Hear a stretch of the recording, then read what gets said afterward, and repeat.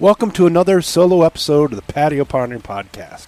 Today's just a little bit different. We're going to talk about a little bit of history, and then a little discussion on what I see going on, and then you're going to get my opinion. I remember back in the mid-1980s reading an article in the Indiana Prairie Farmer about this mystery swine disease that had shown up on a farm in Wabash County, Indiana. That tells you how long I've been around this industry.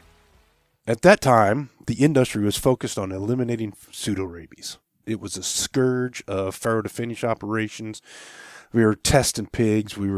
It was a pain. It didn't matter if you had production hogs or forage hogs. Pseudorabies sucked. And this new disease, this mystery disease in Wabash, Indiana, it really didn't cause anybody to worry because we were concentrating on pseudorabies. Little did we know that little outbreak in Wabash County, Indiana, would shape the entire pork industry for decades to come. Now, I'm not trying to assign blame or relegate things to history with the opening. I'm telling it because it's an example of how long-standing problems don't just affect the pigs, but they shape a system, they shape an industry. And once the industry adjusts to a problem, removing the problem is far more complicated than we like to admit. So let me be clear, before we get into any other discussions. Nobody wants disease. Nobody wants pigs to suffer. And by golly, nobody is rooting for PRRS to win. And the disease control and eradication efforts that we're using as an industry are real, they're important, and they're necessary. At the farm level, it doesn't matter how big or small you are, improving health and reducing mortality is absolutely the right thing to do. Heck, we have a semi-annual meeting talking about pig livability. It's important to us because it improves animal welfare. It improves performance, and it improves profitability and sustainability. That is not controversial. What is controversial, and why we rarely talk about it out loud, is what happens when that same success occurs everywhere at once. Now, disease eradication works at the farm level. It makes the individual farm more profitable, more resilient. It doesn't matter if we're using a vaccine protocol, we're using a biosecurity protocol, we're changing the way we're moving pigs. They work at the farm level. But when we apply those across the entire system, the entire industry, without changing anything else, it creates short-term, and some would say long-term instability. Not because the disease eradication failed, but because it worked. Now you're sitting there going, hold on.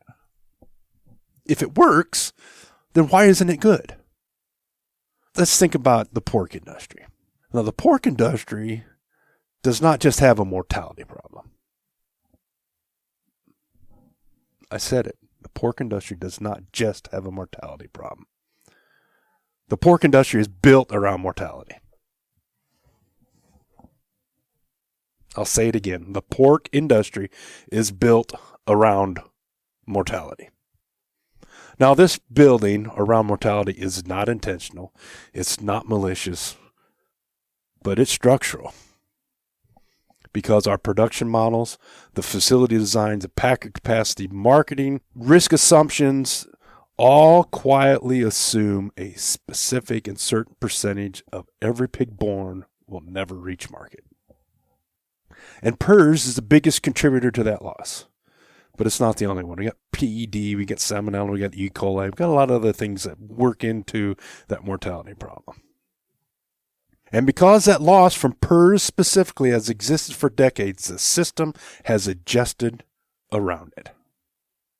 Now, if we think about an individual farm, that individual farm can reduce death loss, the farm gains a competitive advantage.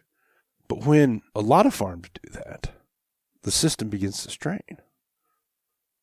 And we see that particularly in the summertime or in times when we get more pigs. We'll do a Saturday kill, or we'll have slightly more pigs killed because a plant added hours to a kill. So we got a little bit of wiggle room, but not a whole lot. And when everybody has the same success, they have that slight improvement in mortality at the same time, and we don't change anything else, the system is open to destabilization. Now, that's not a moral judgment on the pig industry. It's a reality of the system that we built to raise pigs around the disease challenges and mortality realities we have in our industry. And frankly, biology does not read the futures market, and markets do not care how noble the improvement was. Hey, we did the great thing. We got rid of this disease. Yeah, the market could give two hoots. You just got too many pigs. So another little history lesson for you. I remember standing in the Hy-Vee in Ankeny, Iowa, looking at pork chops that were $3.99 a pound. That was the fall of 1998. I was a newlywed, shopping with my wife, and the reason I remember standing at that Hy-Vee meat counter was 3 reasons. Number 1, I had a conversation with the meat manager. Number 2, I had a conversation with the store manager. And number 3, the reason I had those conversations is that earlier that same day, I had been on the phone with a customer who had had to write a check to have his pigs slaughtered because they were worth nothing. Everybody talks about pigs went to 8 cents. Yes, average 8 cents. But there were people that got nothing for their pigs and had to pay to get them taken to a slaughter plant to get them off the farm. Those pigs were discounted. They did not break even. He had to pay to move them. And this man said, I'm done. I can't do this anymore. Because this is after we had a little bit of a profitability problem in 95, 96. 98 was devastating, and he was done. And the funny thing is, he wasn't the only person that was done. You go from Ohio to South Dakota, Kansas to Minnesota, in coffee shop after coffee shop, and you ask, did you have pigs? And the people that said yes, almost to a person would say, I had pigs until 1998. So what struck me as I was standing at that meat counter looking at $3.99 Iowa chops, oh, they were beautiful, big, thick, boneless chops, was that the price made sense. $3.99 for a really nice, and the packer price made sense. My degree at Purdue was animal agribusiness. It was animal science with an ag econ minor. I understood the Laffer curve. I understood supply and demand and where those two lines cross, that's where the price was. So everything made sense. But the pig farmer was being crushed for one reason. For one reason. So those of us that lived through 1998 don't need reminders. We were there. I wasn't hurt because I didn't have pigs, but I remember it.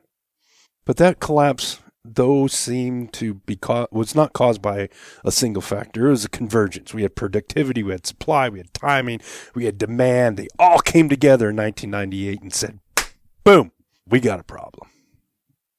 But at its core, the system failed for one very simple and very physical reason. We could not kill pigs. There simply were not enough shackles, and there were not enough hours in the day in the plants that we had at that time to handle the glut of pigs that were trying to show up. Now, in this case, disease did not cause that problem, but it didn't prevent it either. And once the pigs backed up on the farm, the economics of the pork industry throughout the United States quickly unraveled. Now, we could talk about the market signals that caused the 1998 collapse. Was it we had too many producers raising too many pigs? Yeah, we can. But the question I keep coming back to in 2026 is what happens if more pigs arrive not because of market incentives, but because we finally catch that car we've been chasing by eliminating a disease. or dramatically improving the survivability of pigs that are subject to PRRS. You see, in 2026, we have the same steel, we have the same labor constraints, we have the same demand response. We would have a different cause that would give us the same pressures. Now, when we talk about eliminating disease as an industry, you can listen to presentation after presentation talking about how we would save billions in prevention, we would save billions in treatment, and we would earn back billions of dollars in lost performance. I mean, think about those closeouts we look at, and we look at it and go, man, that feed conversion sucked. It was like a 2.7, 2.8. But, if we didn't have PRRS, that might have been a 2.2. And we talk far less about market absorption, packing flexibility, and whether we have any meaningful way to manage supply that we will have to deal with if we catch that car that is PRRS eradication. Because the uncomfortable question that we don't ask ourselves in the industry is pretty simple. Are we prepared for the success? Now, I'm not arguing against better animal health. Absolutely not. I am arguing that we need to think about solving this one constraint without planning for the consequences and how it moves the pressure somewhere else. You see, this isn't a vet problem. It's not a nutrition problem. It's not a genetics problem. It's a system problem. And I'll state this again. Disease eradication helps individual farms survive. Look at my example at Quad Barn in Northeast Indiana. A couple points improvement in survivability makes more money for that pig farmer. But eradicating it everywhere without redesigning our system exposes us to how fragile the system is. And I keep asking myself, as we talk about PRRS eradication, and we talk about how great it would be if we didn't have to deal with PRRS as an industry, that would be so awesome. My first question is, who's going to get rid of 1 million sows? Who's going to blink? Because if the numbers are right, we need to get rid of at least 1 million sows. Now we got 6 million sows. That's 1/6 of the U.S. population. Who's going to get rid of the entire Canadian sow herd if we fix PRRS?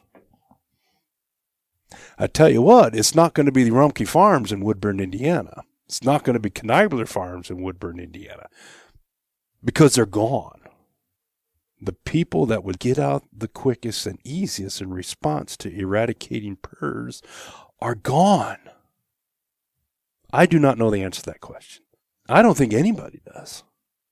I just know that if PRRS magically disappeared tomorrow, the hardest problems we face would not be biological. They would be economic. And if we're serious about eradicating PRRS, we also need to be serious about what comes next. Because chasing a car is one thing. Watching Shep run down the gravel road and trying to grab your front tire as you're driving through, that's what we are as an industry, chasing PRRS. But what are we going to do when we finally catch that car? That's the real work this industry needs to do. Thanks for thinking along with me today.